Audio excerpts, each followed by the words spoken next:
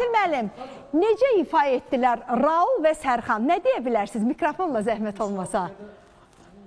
Müsabiqədə iştirak edən bu yoldaşlar, qardaşlarımız, balalarımıza uğurlar arzulayıram.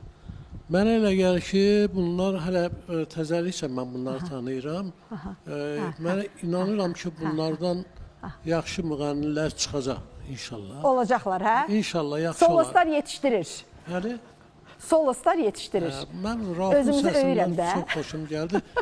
Sənin də biraz mahnılarında bu vstupleniya deyirlər. Orada biraz başa düşmədim, o vstupleniya kim yazıbsa, onu dəyişdirərsən gələcəkdə. Yaxşı mı?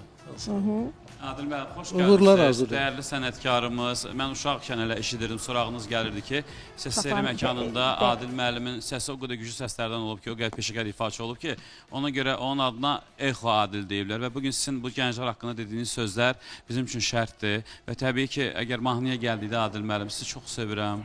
O mahnı aranjman olunub, bizim dəyərli sənətkarımız Almaz xanım Saraylı tərəfindən aranjman olunub, heç bilmirik aranjmanı kim eləyib, bəyənilir xalq tərəfindən, digər bizim əməkdaşlarımız da, kollegalarımız da ifa eləyiblər. Sadəcə müsabiqə olduğu üçün Sərxanın aranjmanı olmadığına görə mən ona heç bir pretenziya eləmirəm. Siz çox sevirik, yaşlı sizin kimi sənətkarlar var, səsi ilə, Eşq olsun Adil müəllimə. insanlığı ilə yaddaşlara qalmışsınız. Təşəkkür edirəm.